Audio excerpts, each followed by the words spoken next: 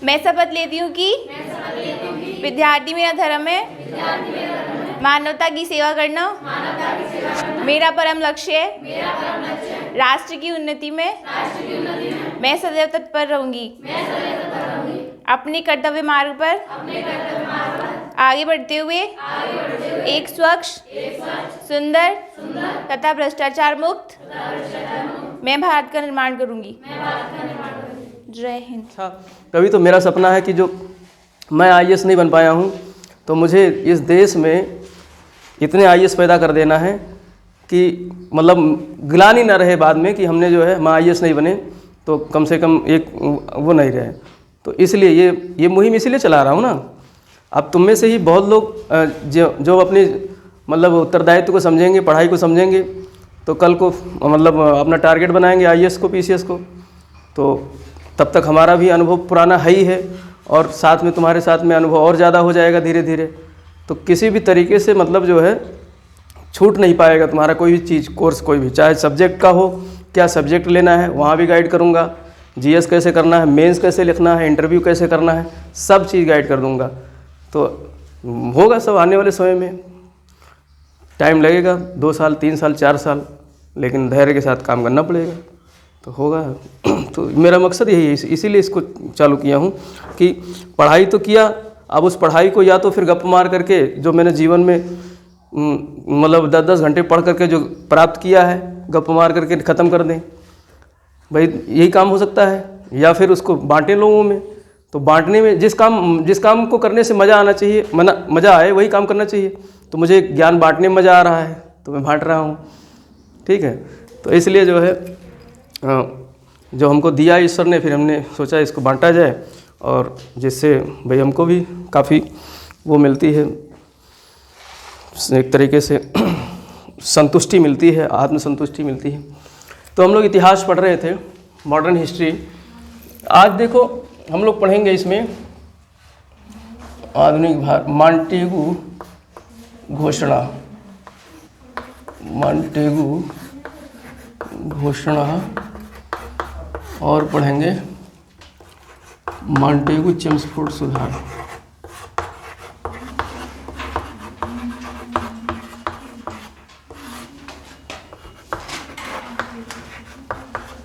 ये अध्ययन करेंगे, ठीक। अभी थोड़ा सा तबीयत सही नहीं हो पाई है तो ज़्यादा लंबा नहीं चल पाएगा। तो गांधी जी कल पढ़ेंगे हम लोग हैं। हमारा टारगेट था कि गांधी जी भी करा देंगे, लेकिन खांसी आती रहती है बीच में तो थोड़ा सा दिक्कत रहती है। तो जो है यही 2 टॉपिक पढ़ेंगे, लेकिन जो है याद करा देंगे इनको भी। तो हम लोग अभी इसके पहले क्या पढ़े थे? गृह शासन यानी होम रूल। होम रूल का अध्ययन किए थे कल वाले क्लास में, ठीक है। होम रूल में क्या क्या हमने देखा था? 2 होम रूल भारत में समानांतर चले थे। एक किसका था?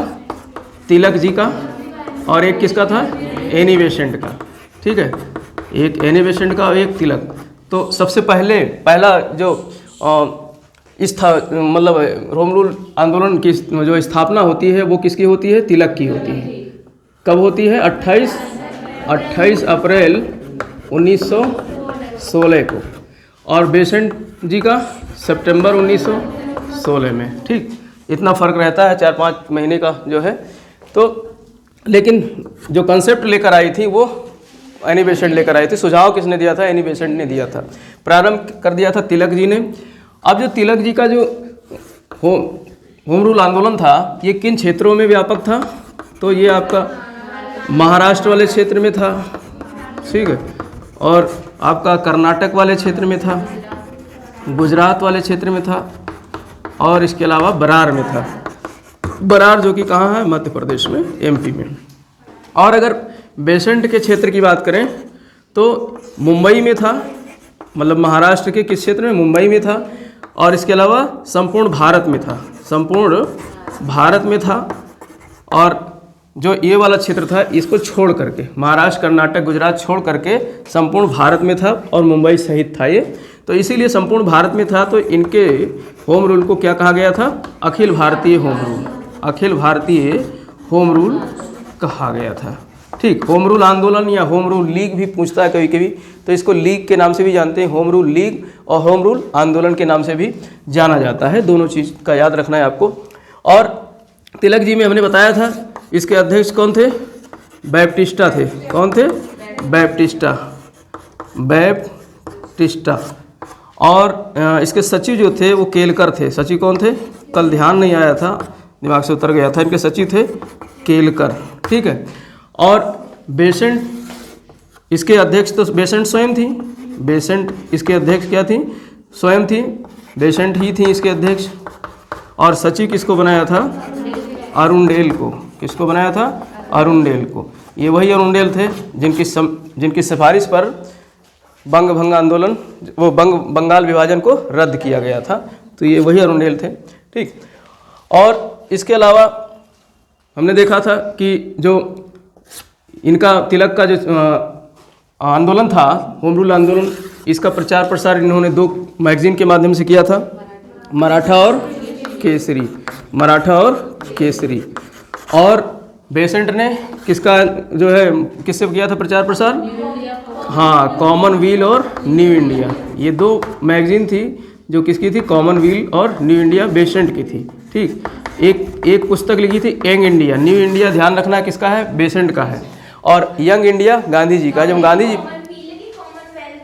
कॉमनवेल्थ नहीं, कॉमन, हाँ, व्हील पहिया वाला, कॉमनवेल्थ पहिया वाला, ठीक। वेल्थ, कॉमनवेल्थ तो ये जो है जितने भी अंग्रेजों के जितने भी जहाँ अंग्रेजों का शासन था जिन देशों में, तो उन देशों ने आज़ादी के बाद एक जो है समूह बनाया था। उन देशों ने आज़ादी के बाद समूह बनाया था आज ब्रिटेन के नेतृत्व में, तो उसे ही कहा गया कॉमनवेल्थ। उन देशों का एक समूह है, कॉमनवेल्थ एक देशों का समूह। हम लोग संगठन पढ़ेंगे जब संगठन उसमें पढ़ा जाएगा जो है भारतीय अर्थव्यवस्था में, तो वहाँ ये सब देखेंगे, ठीक है। तो ये कॉमनवेल्थ पुस्तक का नाम था, मतलब वो मैगजीन का नाम था, पुस्तक नहीं मैगजीन। और न्यू इंडिया भी इनकी थी जो है किसकी, एनी बेसेंट की। और एक यंग इंडिया आता है, तो यंग इंडिया किसका था, गांधी जी का था, ठीक। तो इस तरीके से ये जो है होम रूल आंदोलन था। यहाँ से इतने ही प्रश्न आते हैं। इसी दौरान जो है होम रूल आंदोलन के दौरान ही तिलक जी ने क्या कहा था, स्वराज हमारा जन्मसिद्ध अधिकार है, उसे हम लेकर रहेंगे। और इसके अलावा एक एक्सप्रेस जो महाराष्ट्र से लखनऊ गई थी, जिसमें सारे कौन बैठ कर गए थे, होम रूल लीग के सदस्य बैठ कर गए थे, तो उस एक्सप्रेस का नाम ही क्या रख दिया गया, होम रूल एक्सप्रेस, ठीक है। महाराष्ट्र से लखनऊ के लिए गई थी तो उसे होम रूल एक्सप्रेस रख दिया गया था। लखनऊ में 1916 में दिसंबर में क्या हो रहा था, अधिवेशन हो रहा था, कांग्रेस का वार्षिक अधिवेशन। तो उसमें पूरा बोगी भर कर लेकर गए कौन, तिलक जी अपने होम रूल आंदोलनकारियों को लेकर गए अपना प्रदर्शन करने की जो है हम अभी जिंदा हैं, आ रहे हैं, क्योंकि जेल से 1914 में छूट कर आ गए थे, 1908 में मांडले जेल गए थे, 6 वर्ष बाद 1914 में छूट करके आ गए थे और यहाँ पर जो है अपनी गतिविधियाँ चला रहे थे, ठीक। तो इस तरीके से ये कुछ जो है होम रूल से संबंधित कुछ बातें थी जो हमने कल पढ़ लिया था। आज हमने रिवाइज इसलिए करा दिया कि जो है पीछे का भूलो ना, 2 बार बैठा दो दिमाग में तो वो चीज़ याद रहती है, ठीक। अब आज हम लोग जो हमारा टॉपिक है वो है मॉन्टेगू घोषणा और मॉन्टेगू चेम्सफोर्ड। अब देखो ये घोषणा, मॉन्टेगू घोषणा क्यों थी की गई, कारण क्या था उस समय जो है क्यों घोषणा करनी पड़ी। देखो 2-3 परिस्थितियां भारत में उत्पन्न होती 1915 के समय में। 1915 का समय चल रहा है और भारत में और विश्व के स्तर पर भी देखें तो 2-3 परिस्थितियां हमको दिखाई देती हैं। विश्व स्तर पर 1914 में क्या शुरू हो जाता है, प्रथम विश्व युद्ध शुरू हो जाता है। प्रथम विश्व युद्ध में स्वयं इंग्लैंड भी भाग ले रहा है, ठीक है। और इसके अलावा 1916 में लखनऊ अधिवेशन होता है। लखनऊ अधिवेशन में भी अंग्रेजों का मकसद क्या था, भारतीयों को आपस में लड़ा करके बांट करके शासन करना। लेकिन लखनऊ अधिवेशन ने जो व्यवस्था थी, इनकी जो सोच थी अंग्रेजों की कि आपस में लड़ाने की, वो फिर से यूनाइट हो गए। तुमने देखा यहाँ पर जो कांग्रेस थी गरम दल के रूप में, नरम दल के रूप में अलग हो गई थी ना, और फिर यहाँ पर क्या हो गई, यूनाइट हो गई, यहाँ पर फिर से मिल गई 1916 में। और जो आपका लीग था, लीग मतलब मुस्लिम लीग की बात कर रहा हूँ मैं, तो लीग कांग्रेस के साथ आ गई। लीग किसके साथ आ गई, कांग्रेस के साथ आ गई। और लीग ने भी स्वराज की बात शुरू कर दी। किसकी बात शुरू कर दी, स्वराज की। अभी तक तो ये कांग्रेस के विरोध में जो है जितने भी वार्तालाप कार्य करते थे, लेकिन अब ये इन्होंने भी स्वराज की बात करनी शुरू कर दी, ठीक। और रहा सहा कसर जो है होम रूल आंदोलन ने निकाल दिया अंग्रेजों का। होम रूल आंदोलन भी चल रहा था तिलक और एनी बेसेंट के नेतृत्व में। तो इन सब का मकसद क्या था? स्वशासन, स्वराज की बात करना, स्वराज की बात। तो अब जो है मॉन्टेगू जो उस समय ब्रिटेन में भारत का क्या था? भारत सचिव था। क्या था? भारत सचिव था। तो मॉन्टेगू कौन था? ये भारत सचिव था। और मैं पहले ही बता चुका हूँ कि भारत सचिव किसको कहा जाता था?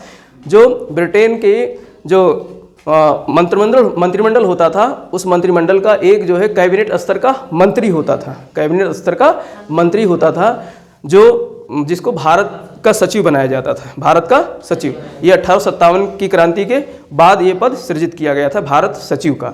यानी अब जो है भारत में प्रशासनिक व्यवस्था तो वायसराय देखता था, गवर्नर जनरल देखता था, लेकिन उसके ऊपर कौन होता था? भारत सचिव होता था, जो भारत में नहीं रहता था। कहाँ रहता था? इंग्लैंड में रहता था। और उसको जो है तनख्वाह वगैरह, उनके जो खर्चे होते थे वो भारत के जो है वित्त से दिया जाता था। बाद में इसमें भी परिवर्तन किया गया है, वो सब हम लोग आगे पढ़ेंगे। तो ये भारत सचिव था। कौन था? मॉन्टेगू। और परिस्थितियाँ ये बन रही थी। प्रथम विश्व युद्ध में उधर उलझ गया था, इंग्लैंड भी प्रथम विश्व युद्ध में उलझ गया था। और भारत, गांधी जी आ चुके थे भारत में। तो गांधी जी ने जो है भारतीय सिपाहियों को भर्ती करवाना शुरू किया और अंग्रेज़ों को जो है काफ़ी हेल्प किया था उस दौरान। तो ये सब परिस्थितियाँ कुछ बन गई थी कि अब इनको एक कुछ स्टेप लेना था, अंग्रेज़ों को कुछ स्टेप लेना था कि भारत में उत्तरदायी शासन की स्थापना की जाए।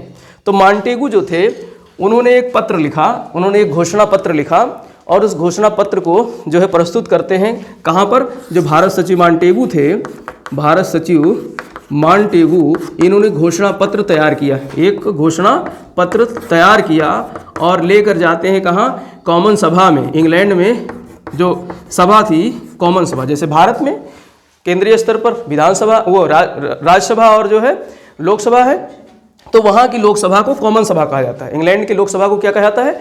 कॉमन सभा, यानी सामान्य जन की सभा। जैसे हमारे यहाँ लोकसभा में सामान्य नेता पहुँचते हैं जो कि जनता चुन करके भेजती है, तो इसलिए सामान्य सभा है।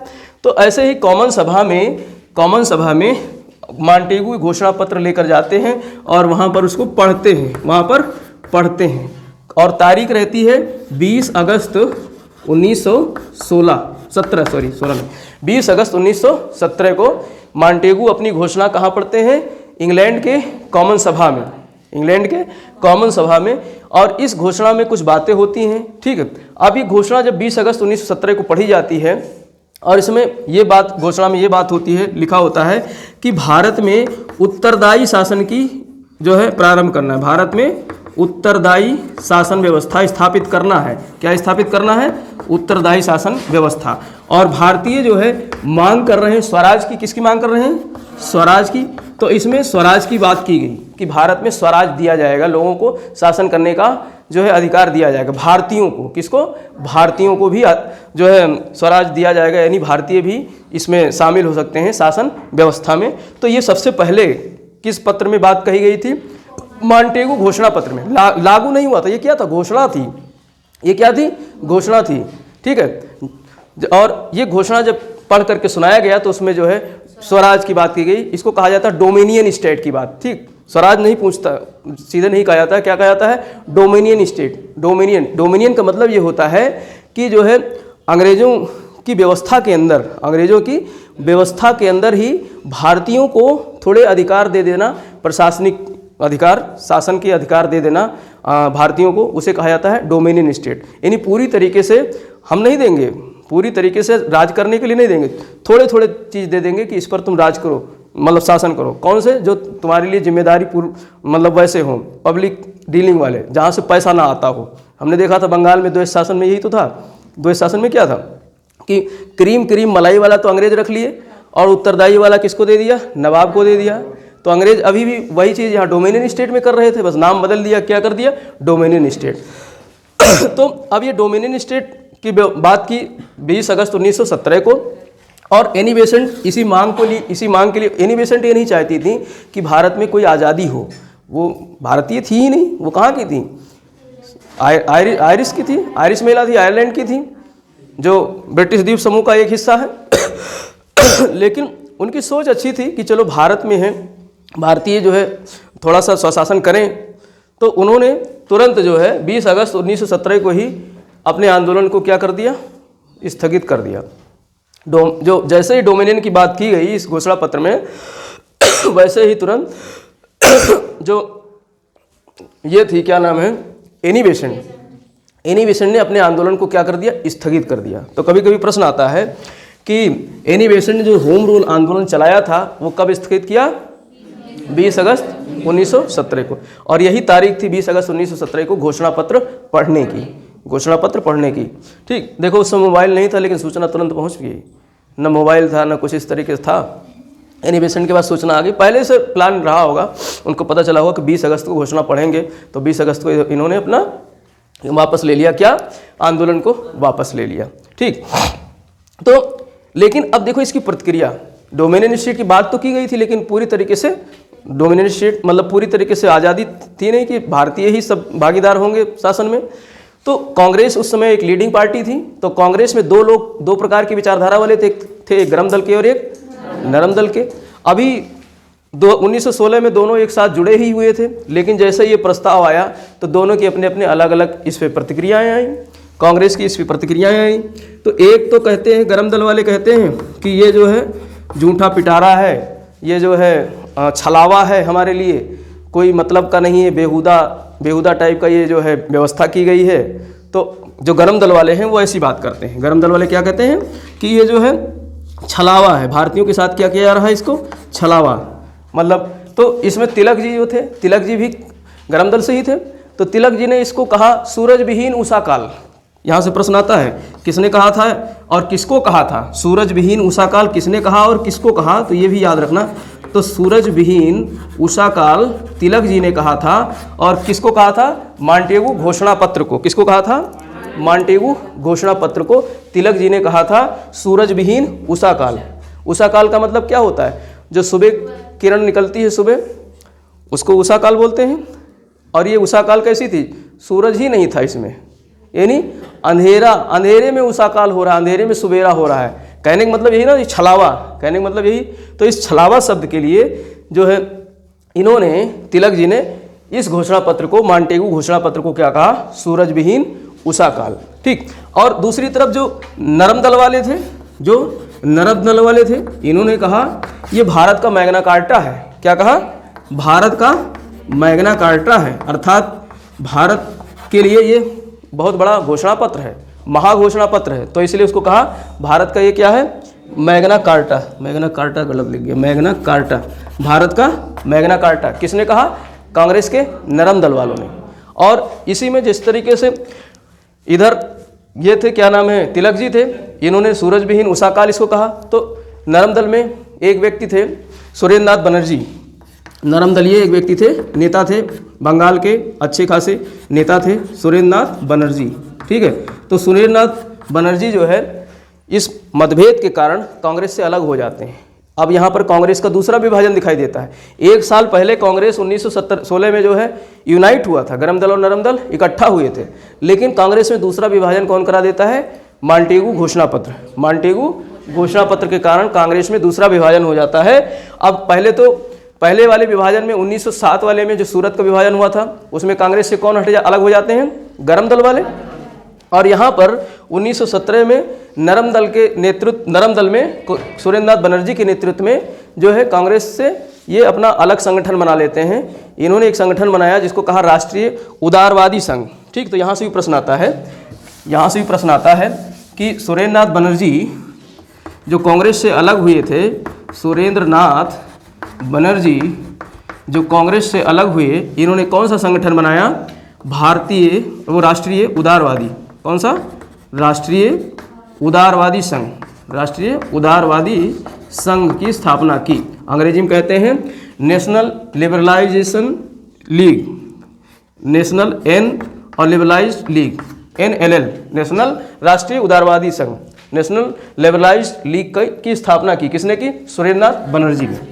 तो यहाँ से भी प्रश्न आता है कि राष्ट्रीय उदारवादी संगठन या संघ का जो है निर्माण किसने किया था, सुरेंद्र नाथ बनर्जी ने। और कब किया था, मॉन्टेगू घोषणा के बाद 1917 में। और यही उदारवादी राष्ट्रीय उदारवादी संघ बाद में अखिल भारतीय राष्ट्रवादी संघ के नाम से जाना जाता है। बाद में इसी का नाम क्या बन जाता है? अखिल। पूरे भारत स्तर पे इसका व्यापार वो प्रचार हो जाता है, तो इसे कहा जाता है अखिल भारतीय उदारवादी संघ। ठीक, ऑल इंडिया लेवलाइज्ड लीग इसको कहा जाता है। बाद में यही संघ बन गया बाद में अखिल भारतीय स्तर का। तो यहाँ से प्रश्न पूछा जाता है कि अखिल भारतीय उदारवादी संघ या राष्ट्रीय उदारवादी संघ, इसकी स्थापना किसने की थी? सुरेंद्रनाथ बनर्जी ने। ठीक, तो ये इस तरीके से इससे संबंधित मॉन्टेगू घोषणा से संबंधित कुछ बातें थी। क्या क्या थी? ये घोषणा कब जो है पढ़ी गई? 20 अगस्त 1917 को। किसने पढ़ा? मॉन्टेगू ने। अब प्रश्न ऐसे पूछेगा, मॉन्टेगू कौन था घोषणा पढ़ने वाला? तो दे देगा वायसराय, दे देगा गवर्नर, दे देगा भारत सचिव, दे देगा ब्रिटेन का मंत्री। तो क्या था? भारत सचिव। अब ये ऐसे थोड़े नहीं पूछेगा कि मॉन्टेगू घोषणा को किसने पढ़ा, नाम ही मॉन्टेगू है उसका, तो घोषणा उसी ने पढ़ा था, लेकिन वो था क्या? तो वो भारत सचिव था। ऐसे प्रश्न घुमाकर पूछते हैं। ठीक, तो अब इन्होंने ये घोषणा पढ़ दी, लागू नहीं हुआ था, ये घोषणा पढ़ी गई थी, ये घोषणा एक पढ़ी गई थी। अब इस घोषणा को अमली जामा पहनाना था, इस घोषणा को लागू करना था। तो लागू करने के लिए मॉन्टेगू महोदय आते हैं भारत। मॉन्टेगू महोदय कहाँ आते हैं? भारत आते हैं बेचारे। यहाँ से शुरू करते हैं। तो मॉन्टेगू महोदय आते हैं भारत, और जब भी ये सब आते थे तो भारत में एक्चुअली अब दूसरी इसकी राजधानी ग्रीष्मकालीन कहाँ थी? शिमला में थी ना, मैंने पढ़ाया था। ग्रीष्मकालीन राजधानी कहाँ थी? शिमला में थी। और शिमला मज़ेदार स्थान है, शिमला में कौन नहीं जाना चाहेगा? ठीक है, गर्मी में अगर आ रहा है बंदा, वो भी अंग्रेज ठंडी प्रदेशों से, तो वो कलकत्ता में थोड़े नहीं जाएगा, जो है वहाँ से ठंडे प्रदेश से आकर और गर्म में आकर के उबलने थोड़े नहीं जाएगा। तो शिमला जाएगा, वहाँ बढ़िया बर्फ़ भी पड़ रही है, इंग्लैंड वाली जो है जलवायु है, तो शिमला जाएगा। तो शिमला देखा तुमने जो है शिमला में जो है आपका इसके पहले लॉर्ड मिंटो घोषणा, लॉर्ड मिंटो भी वहीं जो है लॉर्ड जो है वो मिंटो, और कौन था एक मिंटो, और एक कौन सा वो था, एक 1909 का एक जो भारत शासन अधिनियम आया था, उसको क्या कहते थे? मिंटो, और कौन सा नाम था उसका? भारत शासन अधिनियम है, हाँ, मार्ले मिंटो सुधार। तो मार्ले उसमें क्या था? भारत सचिव था, और मिंटो क्या था? वायसराय था। ठीक, तो इसी तरीके से मॉन्टेगू भारत आता है और कहाँ जाता है? शिमला जाता है। भारत आता है और कहाँ जाता है? शिमला। और शिमला में मिलता है किससे? वायसराय से। शिमला में किससे मिलता है? वायसराय से। और वायसराय कौन था? चेम्सफोर्ड थे। वायसराय इसमें कौन थे? चेम्सफोर्ड थे। ठीक है, तो चेम्सफोर्ड से मिलता है शिमला में जा करके, और वहाँ करता है वार्तालाप। वहाँ क्या करता है? वार्तालाप। वार्तालाप करता है। फिर यहाँ पर एक अधिनियम बनता है जिसको बोलते हैं भारत शासन अधिनियम। भारत शासन अधिनियम, और ये अधिनियम बनाई जाती है 1919 में, तो इसको कहते हैं भारत शासन अधिनियम 1919। और दो लोग मिल करके इस पे वार्ता करते हैं भारत शासन अधिनियम को पे। तो एक था भारत सचिव जिसका नाम था मॉन्टेगू, जिसका क्या नाम था? मॉन्टेगू। और एक थे जो है वायसराय चेम्सफोर्ड। तो इसको कहा जाता है मॉन्टेगू चेम्सफोर्ड सुधार। इसको क्या कहा जाता है? मॉन्टेगू चेम्सफोर्ड सुधार 1919। तो ये भारत शासन अधिनियम था, कानून था। ये क्या था? एक कानून बनाया गया था। जैसे कि मार्ले मिंटो सुधार भारत शासन अधिनियम 1909 था, ऐसे ही 10 वर्ष बाद मॉन्टेगू चेम्सफोर्ड सुधार 1919 आया। ठीक है, तो इसमें प्रश्न यहाँ से भी पूछ लेता है, मॉन्टेगू इनमें से क्या है और चेम्सफोर्ड क्या है? तो मॉन्टेगू क्या है? भारत सचिव है, भारत सचिव मॉन्टेगू है। और चेम्सफोर्ड क्या है? वायसराय है। ठीक है, तो इस तरीके से ये एक जो है अधिनियम बनाया जाता है। अब इस अधिनियम में चूंकि मॉन्टेगू ने घोषणा पढ़ी थी, तो उसकी बात तो रहेगी कि नहीं रहेगी? तो यहाँ पर जो है डोमिनियन स्टेट की जो बात सबसे पहले कहाँ की गई थी? घोषणा पत्र में, मॉन्टेगू की घोषणा पत्र में। तो प्रश्न ऐसे भी पूछ लिया जाता है कि डोमिनियन स्टेट की बात सबसे पहले कहाँ दिखाई देती है? तो मॉन्टेगू के घोषणा पत्र में।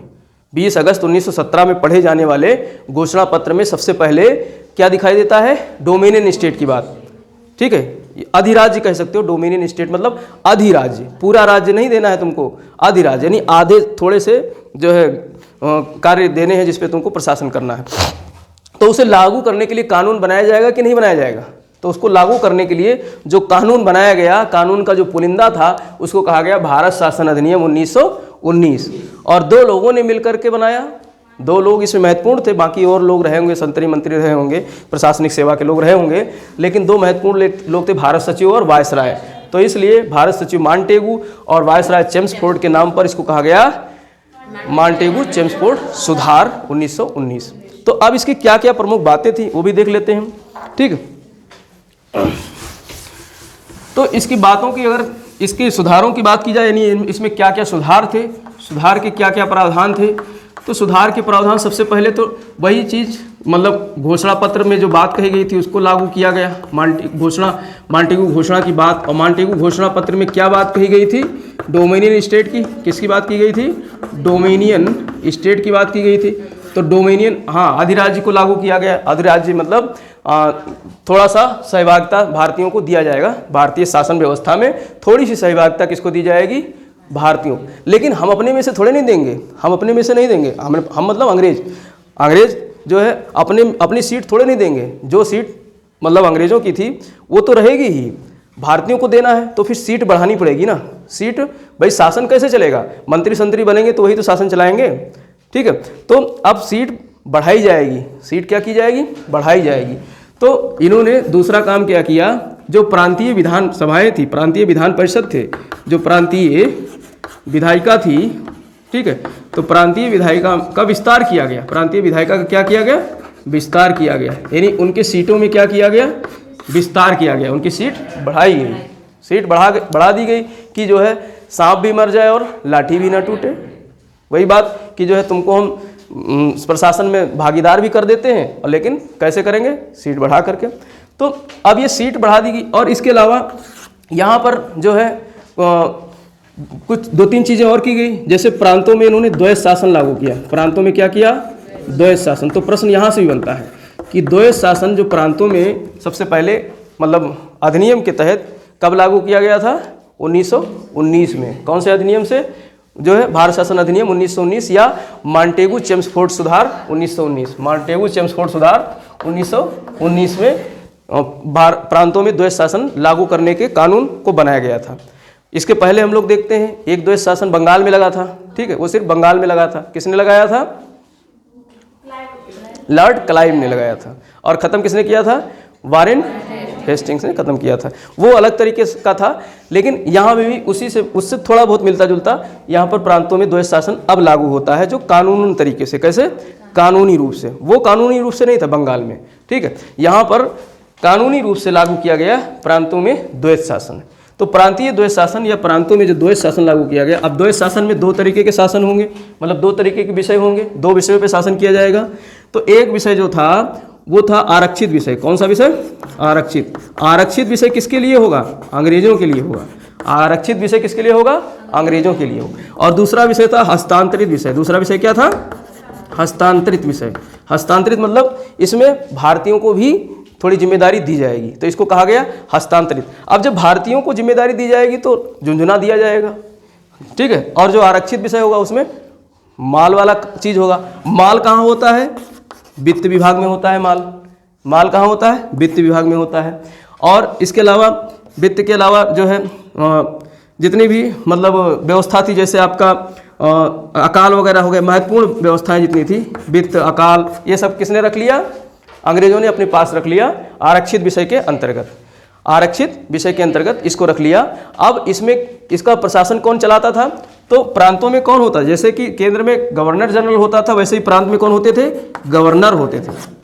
प्रांत में कौन होते थे, अंग्रेज गवर्नर। अंग्रेज व्यक्ति गवर्नर होता था, जो वो प्रांतों को चलाता था। तो गवर्नर, और गवर्नर अकेले नहीं, गवर्नर अपने साथ जो अधिकारी होते थे, लंदन से ICS की परीक्षा पास करके आते थे, जिसको एग्जीक्यूटिव काउंसिल के मेंबर्स बोले जाते थे, उनकी सहायता से प्रांत जो आरक्षित विषय थे इनको चलाया जाता था। ठीक, जैसे वित्त, यानी कर कहाँ लगाना है, कितना कर लेना है, कहाँ से लेना है, सब वित्तीय बात थी ना। तो वित्तीय बात इन्होंने अपने लिए आरक्षित कर लिया।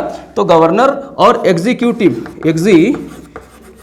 बॉडी की सहायता से, एग्जीक्यूटिव बॉडी की सहायता से इसको संचालित किया गया, प्रशासन इसका चलाया गया। किसका, आरक्षित विषय का। तो प्रश्न यहाँ से भी आ जाता है। और जो हस्तांतरित विषय था, जो मुखिया होगा वो तो गवर्नर ही होगा। मुखिया जो होगा वो कौन होगा, गवर्नर। लेकिन अब यहाँ पर एग्जीक्यूटिव बॉडी नहीं, यहाँ पर भारतीय मंत्री जो थे, भारतीय अंग्रेज मंत्री सब थे, उनकी सहायता से इसको संचालित किया गया। यानी गवर्नर के साथ साथ उनको सहायता करने के लिए कौन थे? मंत्रियों का समूह था। तो मंत्रियों का समूह, और चूंकि मंत्री भारतीय भी थे, क्योंकि यहाँ पर जो है प्रांतीय विधायिका में विस्तार करके भारतीयों को भी उसके अंदर जो है चुनाव करा कर ले आया जाएगा। ठीक, तो इस तरीके से प्रांतों में द्वैध शासन लागू किया गया। तो यहाँ मुद्दे की जो बात है, जो प्रश्न परीक्षाओं में आते हैं, वो सीधे सीधे ये आते हैं कि प्रांतों में द्वैध शासन किस अधिनियम से लागू किया गया? तो भारत शासन अधिनियम 1919, भारत शासन अधिनियम 1919 में प्रांतों में द्वैध शासन लागू किया गया। ठीक, और इसके अलावा एक बात और देखने को मिलती है, प्रांतों में द्वैध शासन और जो केंद्रीय विषय था, जो केंद्रीय विधायिका थी, ठीक है, जो केंद्रीय विधायिका थी, केंद्रीय विधायिका में क्या किया जाता है?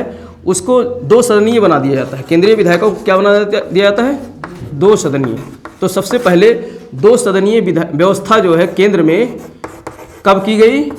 1919 में मॉन्टेगू चेम्सफोर्ड सुधार के अंतर्गत जो केंद्रीय व्यवस्था थी। अभी ये सब इसको पूरी तरीके से समझाएंगे पॉलिटी वाले उसमें, ठीक है, कि जो है विधानसभा क्या है, केंद्रीय जो है व्यवस्था क्या है, राज्यों की विधानसभाएं क्या है। यहाँ पर थोड़ा थोड़ा समझते चलो बस, बाकी बहुत अच्छी तरीके से वहाँ समझाया जाएगा। यहाँ पर अगर पॉलिटी पढ़ा लेंगे तो हिस्ट्री रह जाएगा, क्योंकि एक एक शब्द जो है सब इधर उधर हैं, तो उन शब्दों को खाली समझते चलो बस। तो 2 सदन की व्यवस्था, जैसे अभी इतना तो समझते हो ना कि भारत की जो विधायिका व्यवस्था है 2 सदनीय है कि नहीं है? एक जो है आपका राज्यसभा है और एक लोकसभा है। केंद्र की बात करें तो केंद्र में एक लोकसभा है, एक क्या है? राज्यसभा है। और राज्यों में बात करें तो राज्यों में एक विधानसभा है और विधान परिषद है। लेकिन सभी राज्यों में नहीं है विधान परिषद। विधानसभा तो सभी राज्यों में है, लेकिन विधान परिषद सभी राज्यों में नहीं है। ठीक है, वो सब हम लोग वहाँ पढ़ेंगे पॉलिटी में। तो लेकिन केंद्र की यहाँ बात करें तो केंद्र में सबसे पहले 2 सदनीय व्यवस्था कब की गई थी? 1919 में मॉन्टेगू चेम्सफोर्ड सुधार में। क्योंकि यहाँ भी किसको लाना था? भारतीयों को लाना था, भारतीयों को लाना था। तो इसलिए यहाँ 2 सदनीय कर दी गई कि तुम भी आओ भैया शासन में बैठो। ठीक है, तो इसलिए 2 सदनीय व्यवस्था की गई। अब 2 सदनीय में कौन कौन सी थी? पहली सदन जो थी उसको निचला सदन कहा गया। क्या कहा गया? निचला सदन। भारत में निचला सदन किसको कहते हैं? लोकसभा को। निचला सदन का मतलब ये होता है कि उसमें ऐसे ही झाड़ू पोछा लगाने वाले, चाय बेचने वाले सब पहुंच जाते हैं। जैसे मोदी जी हमारे निचला सदन में है। कहाँ है? निचला सदन में। मतलब उसमें चुनाव लड़ो, चाहे पढ़े हो, चाहे लिखे हो, चाहे झाड़ू लगाते हो, चाहे चाय बेचते हो, चाहे ठेल पे जो है केला बेचते हो, पहुंच जाओगे। तो उसको क्या बोलते हैं? निचला सदन। तो निचला सदन, लेकिन ये बहुत पावरफुल सदन होता है, क्योंकि इसमें जनता चुन करके भेजती है, जनता चुन करके भेजती है। और किसी भी लोकतंत्र का सबसे शक्तिशाली जो पिलर है वो कौन है? पब्लिक है। तभी तो उसको लोकतंत्र कहा जाता है। तो इसको निचला सदन कहा गया, लेकिन यही सबसे ज़्यादा पावरफुल रहा। तो एक निचला सदन था और एक उचला सदन था, जिसको उच्च सदन कहा गया। जिसको क्या कहा गया? उच्च सदन। ये पढ़े लिखों का सदन होता है। आज भी राज्यसभा क्या है? उच्च सदन है। उसमें भी राज्यसभा में इलेक्शन लड़ने के लिए जो है अच्छा पढ़ा लिखा व्यक्ति होना चाहिए, या फिर राष्ट्रपति मनोनीत करता है तो किसी विशेष क्षेत्र से होना चाहिए। ठीक है, तो ये उच्च सदन होता है। ठीक, तो उच्च सदन जो राज्य परिषद कहा गया, इसको क्या कहा है? राज्य परिषद। आज इसको राज्य परिषद की जगह आज इसको राज्यसभा कहते हैं। आज क्या कहते हैं? राज्यसभा कहते हैं। तो और जो निचला सदन था इसको विधानसभा कहा गया। इसको क्या कहा गया? विधानसभा। आज विधानसभा राज्यों में कहते हैं और केंद्र में क्या कहते हैं? लोकसभा। लेकिन उस समय निचला सदन को क्या कहा गया? विधानसभा कहा गया। और उच्च सदन को क्या कहा गया? राज्य परिषद। ठीक है, राज्य परिषद उच्च सदन को कहा गया। अब इसमें जो है दोनों तरीके के लोग आते थे। एक तो मतलब चुन करके जनता द्वारा चुनाव से आते थे, और दूसरे जो है मनोनीत किए जाते थे, जो गवर्नर या फिर भारत सचिव इन सबकी जो है टीम होती थी, जो अपने लोगों को बिठा देते थे। ठीक, तो इस तरीके से ये व्यवस्था लागू की गई। तो यहाँ काम की चीज़ जो निकल करके आती है ये कि भारत में सबसे पहले केंद्र में 2 सदनीय व्यवस्था कब लागू की गई? 1919 के भारत शासन अधिनियम में, यहाँ से। और प्रांतों में द्वैध शासन कब लागू किया गया? तो 1919 में ही। ठीक, तो इस तरीके से ये अब देखो, अभी इन्होंने एक चाल खेला था, अब ये झुंझुना पकड़ा दिए, भारतीय खुश हो गए। तो इसी खुशी के आड़ में कि भारतीय जो है खुश हैं, अब इसी आड़ में एक और व्यवस्था कर देते हैं, सांप्रदायिक निर्वाचन वाली व्यवस्था का विस्तार कर दिया। तो अगला पॉइंट जो हम देखते हैं, 6वां पॉइंट, उसमें ये करते हैं, 6वां 5वां जो भी हो, उसमें ये क्या करते हैं? जो है सांप्रदायिक निर्वाचन जो व्यवस्था थी, सांप्रदायिक निर्वाचन व्यवस्था में विस्तार कर दिया। सांप्रदायिक सांप्रदायिक निर्वाचन व्यवस्था में क्या किया, विस्तार किया। तो अभी किस तरीके से, अभी तक जो पहला सांप्रदायिक निर्वाचन व्यवस्था की गई थी किसमें, मार्ले मिंटो सुधार में, मुसलमानों को दिया गया था ना। मुसलमानों को सबसे पहले आगा खान ने मांग की थी शिमला में जाकर के मिंटो से, ठीक है। बाद में मार्ले मिंटो सुधार 1909 में आता है, तो उसमें मुसलमानों को अलग से निर्वाचन मंडल बना करके उनको जो है सांप्रदायिक निर्वाचन के तहत रख दिया जाता है। अब यहाँ पर जो है इन्होंने चुपके से इसका विस्तार कर दिया, सांप्रदायिक निर्वाचन व्यवस्था का विस्तार कर दिया।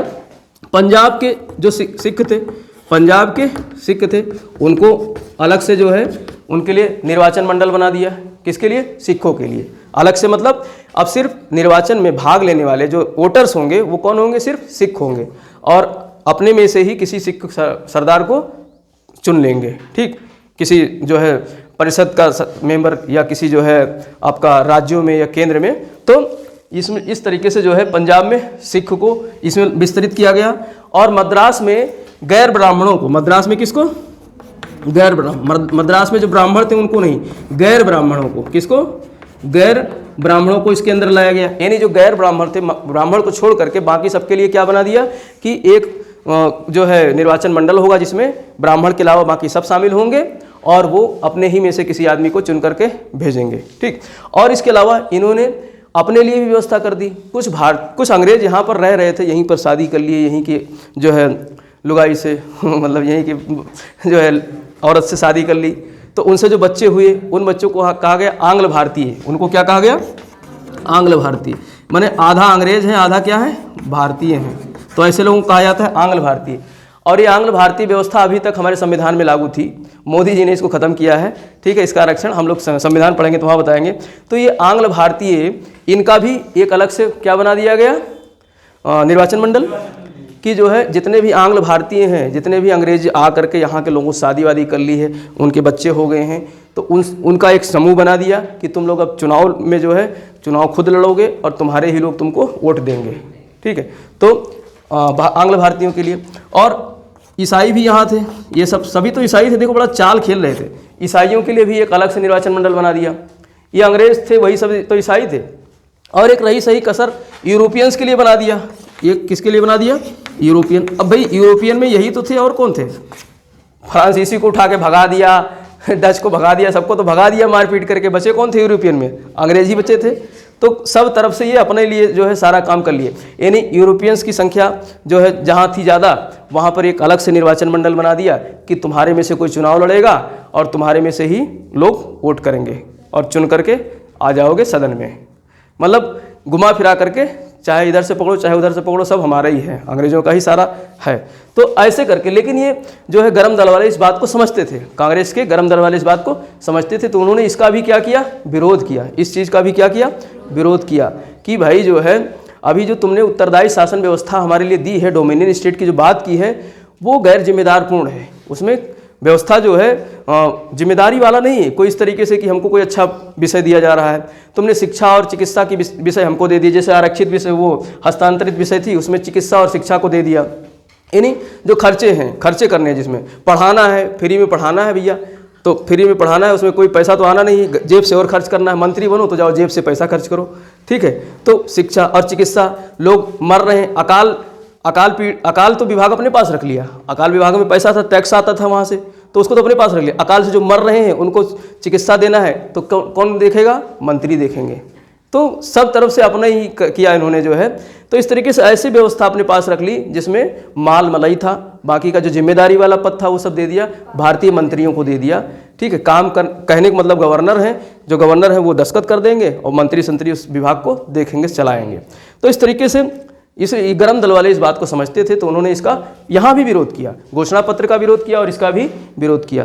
तो इस तरीके से ये कहलाता है मॉन्टेगू चेम्सफोर्ड सुधार 1919 का, ठीक है। तो इस तरीके से इसको मिनिमाइज करते हैं, समराइज करते हैं मॉन्टेगू चेम्सफोर्ड सुधार को फटाफट जो है। ये कैसे लागू होता है, मॉन्टेगू भारत आता है, शिमला जाता है, वहाँ किससे मिलता है, चेम्सफोर्ड से मिलता है, और एक वार्तालाप होती है। उस वार्तालाप में जो है जो सुधार की बात की गई, उसी सुधार को एक अधिनियम में बना दिया गया, एक कानून बना दिया गया, जिसको कहा गया भारत शासन अधिनियम 1919। और दो लोगों ने मिलकर के इस पर महत्वपूर्ण रोल अदा किया था, तो उन दोनों का नाम मॉन्टेगू चेम्सफोर्ड सुधार के नाम से भी इसको कहा जाता है, ठीक। और इसमें 4-5 बातें थी, जैसे मॉन्टेगू घोषणा की बात थी, डोमिनियन स्टेट की, उसको लागू किया गया, और जो प्रांतीय विधायिका थी उसके सीटों में विस्तार किया गया, और प्रांतों में द्वैध शासन लागू किया गया, आरक्षित विषय और हस्तांतरित विषय। आरक्षित विषय में वित्त वाला, अकाल वाला जो महत्वपूर्ण पद थे, महत्वपूर्ण विभाग थे, वो अपने पास रखा गया, जिसको गवर्नर और एग्जीक्यूटिव बॉडी की सहायता से संचालित किया जाता था। और जो हस्तांतरित विषय था, जो मतलब कम जिम्मेदारी वाले पद थे, जो वैसे थे हल्के फुल्के, शिक्षा और चिकित्सा जैसी, और स्थानीय स्वशासन यानी स्थानीय स्वशासन में मतलब स्थानीय जो परिषद होते थे, स्थानीय परिषद जैसे आज के समय में ये होते हैं ना, जो है आपका बीडीसी और इस टाइप के स्थानीय उसमें होते हैं।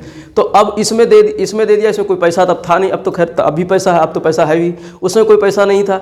जो इस तरीके के आदमी जो जाके वहाँ नेता बन जाते थे, अपना सेखी में पैसा अपना जेब से खर्च करना पड़ता था। सड़क बनवा रहे हैं, पुल बनवा रहे हैं अपने जेब से, तो ऐसी चीज़ पकड़ा दिया कि तुम देखो। तो इस तरीके से जो है हस्तांतरित विषय थे। और इसके अलावा केंद्र में क्या लागू किया? 2 सदन। तो सबसे पहले केंद्र में 2 सदनीय व्यवस्था की गई, ठीक है, उच्च सदन और निचला सदन। उच्च सदन को क्या कहा गया? जो है राज्य परिषद, और निम्न सदन विधानसभा, ठीक है। और इसके अलावा जो है सांप्रदायिक निर्वाचन का विस्तार किया गया। अब जो है पंजाब के सिखों को इसमें शामिल कर लिया गया, उनके लिए अलग से निर्वाचन मंडल बनाया गया। और इसके अलावा मद्रास में गैर ब्राह्मणों के लिए, और इसके अलावा जो है आंग्ल भारतीयों के लिए, और इसके अलावा ईसाइयों के लिए, यूरोपियंस के लिए। तो इस तरीके से ये पूरी व्यवस्था जो है क्या कहलाती है? मॉन्टेगू चेम्सफोर्ड सुधार, ठीक है। अब बायो पढ़ेंगे।